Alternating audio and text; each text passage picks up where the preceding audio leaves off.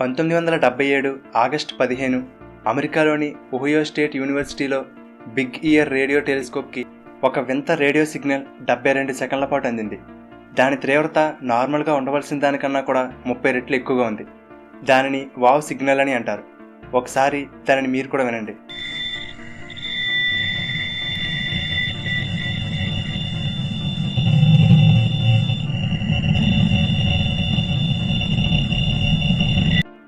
ఈ wow signal అనేది Sagittarius అనే కాన్స్టలేషన్ నుండి వచ్చినట్టు శాస్త్రవేత్తలు గుర్తించారు. అయితే ఆ సిగ్నల్ని ఎవరు పంపి ఉంటారు అనేది ఇప్పటికీ మిస్టరీగానే ఉంది. మరి ఆ రేడియో సిగ్నల్స్ ఎవరు పంపినట్లు? వేరే ఎవరైనా మన భూమి మీద ఉన్న మనుషులతో కాంటాక్ట్ అవ్వడానికి ప్రయత్నిస్తున్నారా? మన భూమి మీద కాకుండా వేరే గ్రహం మీద జీవం ఉందా? ఇది కనుగొనడానికి మన శాస్త్రవేత్తలు ఎంతగానో కృషి చేస్తున్నారు. ఇంత విశాలమైన విశ్వంలో మనం ఏ వైపు చూడగలం, ఎక్కడని వెతకగలం? ఇది ఎలా ఉంటే అసలు నక్షత్రాలే చూడడానికి ఒక చిన్న చుక్కలా కనిపిస్తాయి. అలాంటిది ఏకంగా వాటి చుట్టూ తిరిగే గ్రహాల మీద జీవం ఉందా లేదా అని శాస్త్రవేత్తలు ఎలా కనుగొంటారనేది ఇప్పుడు తెలుసుకుందాం. అంతేకాదు, ఇప్పటికే నాసా విశ్వంలో ఎవరైనా ఉన్నారేమో అని ఒక మెసేజ్ కూడా పంపింది. ఆ మెసేజ్ ఏంటి? ఒకవేళ ఎవరికైనా అది అందినా వాళ్ళకి ఆ మెసేజ్ అర్థమవుతుందా? ఎప్పటికైనా మనం ఏలియన్స్ని కనుగొనగలమా? ఇలాంటి ఎన్నో ఇంట్రెస్టింగ్ విషయాలు ఈ వీడియోలో తెలుసుకుందాం. ఈ ప్రపంచంలో ఉన్న అన్ని బీచ్ల్లో కలిపి ఎన్ని ఇసుక రేణువులు ఉంటాయో అంతకన్నా ఎక్కువ నక్షత్రాలు ఈ విశ్వంలో ఉన్నాయి. అలాంటిది మనం సూర్యుడు అనే ఒక ఇసుక రేణువుని తీసుకుంటే దానికి ఉన్న 3వ గ్రహమైన భూమి మీద మనం ఉన్నాం. అలాంటప్పుడు ఇన్ని కోట్ల నక్షత్రాలు, వాటికి ఉన్న అన్ని గ్రహాలలో కేవలం ఒక్క మన భూమి మీదే జీవం ఉంది అని ఎలా అనుకోగలం? అందుకే అసలు మన భూమిలాగే జీవం ఏర్పడడానికి అవకాశం ఉన్న గ్రహాలు ఎన్ని ఉండవచ్చు అని తెలుసుకోవడానికి నాసా కెప్లర్ స్పేస్ టెలిస్కోప్ని లాంచ్ చేసింది. అది మన సొంత గ్యాలక్సీలోనే కొన్ని వందల కోట్ల గ్రహాలు మన భూమి సైజులో ఉన్నాయని కనుగొంది. అయితే వాటి మీద జీవం ఉందా లేదా అనేది తెలుసుకోవడమే అతిపెద్ద సమస్య. ఒక జీవం ఏర్పడాలంటే ముఖ్యంగా ఉండవలసింది నీరు. ఎక్కడైతే నీరు ఉంటుందో అక్కడ జీవం ఏర్పడడానికి అవకాశం ఉంటుంది. కానీ నీరు అనేది ద్రవ రూపంలో ఉండాలి. అంటే ఆ గ్రహం దాని నక్షత్రానికి సరైన దూరంలో ఉండాలి. దీనినే హ్యాబిటబుల్ జోన్ అని అంటారు. ఈ జోన్కి లోపల ఉంటే ఆ నక్షత్రం నుండి వచ్చే వేడి కారణంగా నీరు ఆవిరి రూపంలో ఉంటుంది. అదే ఈ జోన్కి అవతల వైపు ఉంటే చల్లదనానికి నీరు గడ్డకట్టుకుని మంచు రూపంలో ఉంటుంది. ఉదాహరణకి మన భూమి అనేది సరిగ్గా హ్యాబిటబుల్ జోన్లో ఉండడం వల్ల నీరు ద్రవ రూపంలో ఉండడంతో మన భూమి మీద జీవం ఏర్పడడం సాధ్యమైంది. కాబట్టి అలా హ్యాబిటబుల్ జోన్లో ఉండే గ్రహాల కోసమే మన శాస్త్రవేత్తలు వెతుకుతున్నారు. కెప్లర్ టెలిస్కోప్ వాటర్ ఉండడానికి అవకాశం ఉన్న 1200కు పైగా గ్రహాలను గుర్తించింది. ఇదిలా ఉంటే అసలు బయట గ్రహాల్లో ఎవరైనా ఉన్నారేమో తెలుసుకోవాలంటే 2 మార్గాలున్నాయి. 1, మనమే బయట వాళ్ళకి సిగ్నల్స్ పంపడం. 2, బయట నుండి వచ్చే సిగ్నల్స్ని రిసీవ్ చేసుకోవడం. మొదటిది చూసుకుంటే నాసా 1977లో వోయేజర్ 1 అనే స్పేస్ ప్రోబ్ని లాంచ్ చేసింది. దీని ద్వారా బయట గ్రహాల్లో ఎవరైనా ఏలియన్స్ ఉన్నట్లయితే వాళ్ళకి మన గురించి తెలియాలి అనే ఉద్దేశంతో ఒక మెసేజ్ని పంపింది. మన భూమి, దాని మీద ఉన్న జీవం గురించి బయట ప్రపంచానికి తెలిసేలా కొన్ని ఫోటోలు, మ్యూజిక్లను ఒక రికార్డర్లో స్టోర్ చేశారు. దానినే గోల్డెన్ రికార్డ్ అని అంటారు. దీనిలో మ్యాథ్స్, ఫిజిక్స్ ఫార్ములాలు, డిఎన్ఏ స్ట్రక్చర్, మన సోలార్ సిస్టమ్, మన బాడీ, కొన్ని ఇతర జీవులు, ఇలా 116 ఫోటోలు, మెరుపులు, గాలులు, మనుషుల నవ్వులు, ట్రైన్ సౌండ్, చిన్నపిల్లలు ఏడవడం, గుండు కొట్టుకునే చెప్పుడు వంటి కొన్ని శబ్దాలను, అలాగే 55 భాషల్లో గ్రీటింగ్స్ని దీనిలో రికార్డ్ చేశారు. Paz e felicidade a todos. Color anons वर्गकत नवीन पृथ्वी ऊपर वसनार एक मानव तरफ थी ब्रह्मांड अन्य ఆ రికార్డ్ని ప్లే చేయడానికి వాళ్ళ దగ్గర రికార్డ్ ప్లేయర్స్ ఉండకపోవచ్చు. అందుకే వోయేజర్లో ఒక రికార్డ్ ప్లేయర్ని కూడా ఏర్పాటు చేశారు. దానిని ఎలా ఉపయోగించాలి, ఏ వేగంతో దానిని రొటేట్ చేయాలి అనే ఇన్స్ట్రక్షన్స్ అన్నీ దానిలో ఉంచారు. ఏదో ఒక రోజు ఏలియన్స్కి వోయేజర్ ద్వారా పంపిన గోల్డెన్ రికార్డులోని మెసేజ్ అందితే ఈ విశ్వంలో వాళ్లే కాకుండా మనం కూడా ఉన్నాం అని వాళ్ళకి తెలుస్తుంది అనేది నాసా వాళ్ళ ఆశ. ఈ వోయేజర్ 1ని పంపి ఇప్పటికి దాదాపుగా 42 సంవత్సరాలు అవుతుంది. ఇప్పుడది ఏకంగా మన సోలార్ సిస్టమ్ని కూడా దాటేసి మన భూమికి సుమారుగా 1900 కోట్ల కిలోమీటర్ల దూరంలో ఉంది. ఇప్పటి వరకు మనిషి పంపిన వాటిలో అంత దూరం వెళ్ళిన ఆబ్జెక్ట్ ఇదే. అయినప్పటికీ ఇప్పటికీ దాని నుండి మనకి సిగ్నల్స్ అందుతూనే ఉన్నాయి. దగ్గరలో ఉన్న సెల్ టవర్ నుండే మనకు సరిగ్గా సిగ్నల్ అందదు. అలాంటిది దాదాపుగా 1900 కోట్ల కిలోమీటర్ల దూరంలో ఉన్న వోయేజర్ పంపే సిగ్నల్ ఎలా మనకు అందుతున్నాయి అనే సందేహం ఉంటుంది. ఈ వోయేజర్కి మనకి మధ్య కనెక్షన్ అనేది ఎలక్ట్రోమాగ్నెటిక్ రేడియో వేవ్స్ ద్వారా జరుగుతుంది. ఇవి ప్రయాణించాలంటే మధ్యలో గాలి వంటి మీడియం ఏది అవసరం లేదు. అందువల్ల ఇవి ఎంత దూరమైనా ప్రయాణించగలవు. కాకపోతే దూరం పెరిగే కొద్దీ వీటికి ఉండే స్ట్రెంత్ తగ్గిపోయి వీక్ అయిపోతూ ఉంటాయి. వీక్ సిగ్నల్స్ని కూడా డిటెక్ట్ చేసే టెక్నాలజీ మన దగ్గర ఉన్నంత వరకు మనం వోయేజర్తో కాంటాక్ట్లోనే ఉండవచ్చు. ఇప్పుడున్న టెక్నాలజీతో కొన్ని లైట్ ఇయర్స్ దూరంలో ఉన్న సిగ్నల్స్ని కూడా మనం రిసీవ్ చేసుకోగలం. కాబట్టి వోయేజర్తో చాలా కాలం పాటు మనం కాంటాక్ట్ కొనసాగించగలం. ఈ రేడియో సిగ్నల్స్ కూడా దాదాపుగా లైట్ స్పీడ్తోనే ట్రావెల్ చేస్తూ ఉంటాయి.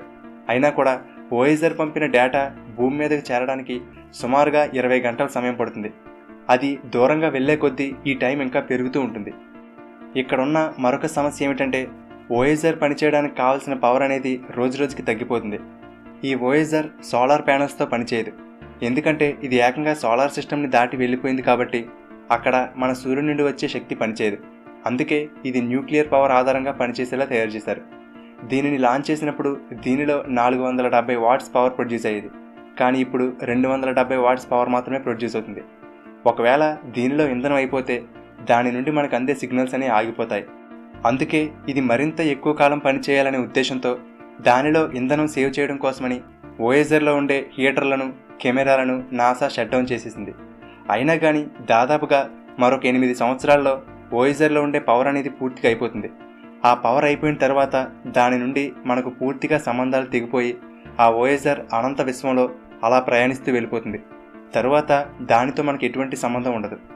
ఇప్పుడు ఈ వోయేజర్ గంటకి 62,000 కిలోమీటర్ల వేగంతో ప్రయాణిస్తూ ఏకంగా మన సూర్య కుటుంబాన్ని దాటి వెళ్ళిపోయింది. అది ఎంత వేగంగా ప్రయాణిస్తున్నా కూడా అది మనకు దగ్గరగా ఉన్న మరొక నక్షత్రానికి చేరుకోవడానికి దాదాపు 40,000 సంవత్సరాల సమయం పడుతుంది. అందుకే దానిలోని గోల్డెన్ రికార్డ్ కూడా కొన్ని 100 కోట్ల సంవత్సరాలైనా సరే పాడవకుండా ఉండేలా తయారు చేశారు.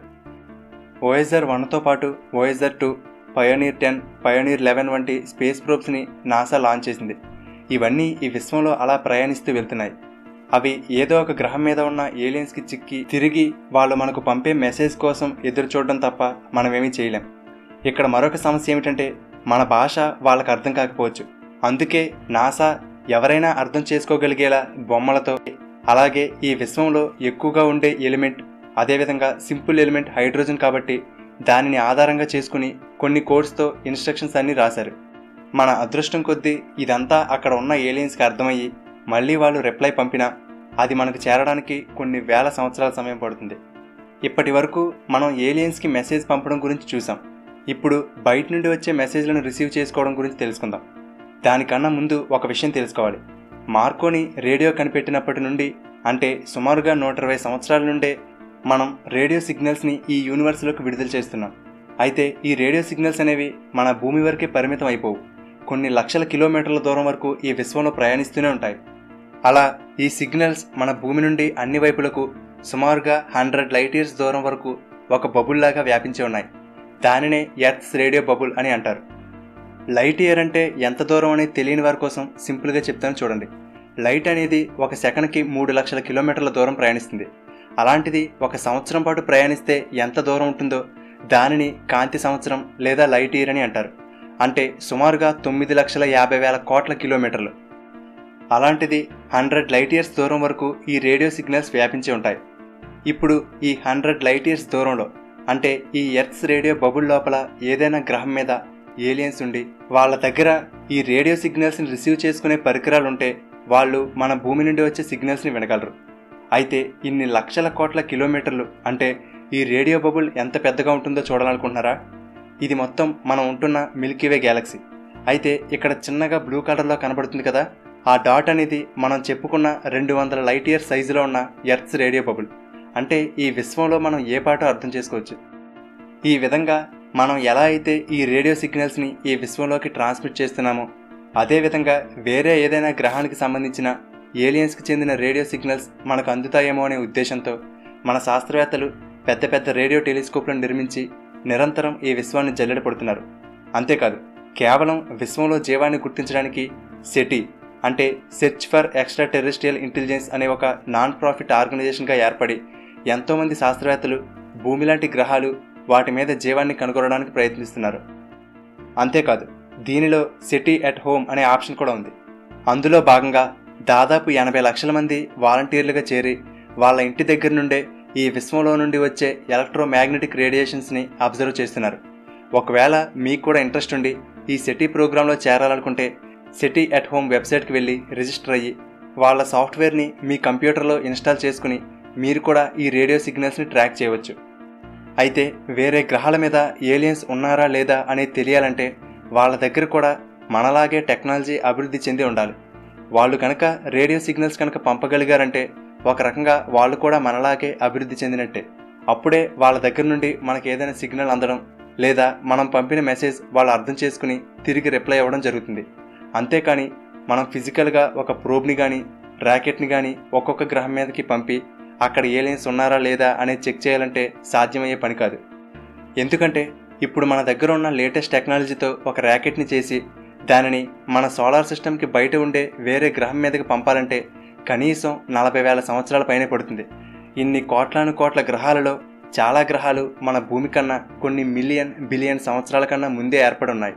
మనిషి గత 100 సంవత్సరాల్లోనే ఎంత అభివృద్ధి చెందాడంటే కొన్ని మిలియన్ సంవత్సరాల క్రితం ఏర్పడిన గ్రహాల మీద ఏలియన్స్ ఉండి వాళ్ళ దగ్గర టెక్నాలజీ అభివృద్ధి చెంది ఉంటే ఇన్ని లక్షల సంవత్సరాల్లో అది ఏ రేంజ్లో డెవలప్ అయి ఉంటుందో అర్థం చేసుకోవచ్చు. అందుకే స్టీఫెన్ హాకింగ్ లాంటి శాస్త్రవేత్తలు ఏలియన్స్తో సంబంధం ఏర్పరచుకోవడం అంత మంచిది కాదని, వాళ్ళు మనకన్నా చాలా రెట్లు తెలివైన వాళ్ళని, మన ఉనికిని బయట ప్రపంచానికి తెలియనివ్వకపోవడమే బెటర్ అని హెచ్చరించారు. కానీ మరొక పక్క నాసా మాత్రం ఇంకొక 20 సంవత్సరాల్లో గ్రహాంతర జీవులను కనుగొంటామని చెబుతుంది. ఒకవేళ నిజంగా ఏలియన్స్ని కనుగొంటే వాళ్ళు మనకన్నా అడ్వాన్స్డ్ అయితే మాత్రం ఆ తర్వాత ఏర్పడే పరిణామాలకు మనం సిద్ధపడి ఉండాలి. వాళ్లతో పరిచయం అనేది మనకు ఉపయోగపడుతుందా లేక అపకారం చేస్తుందా అనేది వేచి చూడాలి. ఫ్రెండ్స్, ఈ వీడియో మీకు నచ్చితే లైక్ చేయండి, అలాగే మీ ఫ్రెండ్స్ అందరికీ షేర్ చేయండి. ఇలాంటి మరిన్ని ఇంట్రెస్టింగ్ వీడియోలను మిస్ కాకుండా చూడడానికి తెలుగుబడి ఛానల్కి సబ్స్క్రైబ్ చేసుకుని పక్కనే ఉన్న బెల్ బటన్ని యాక్టివేట్ చేసుకోండి. Thank you for watching.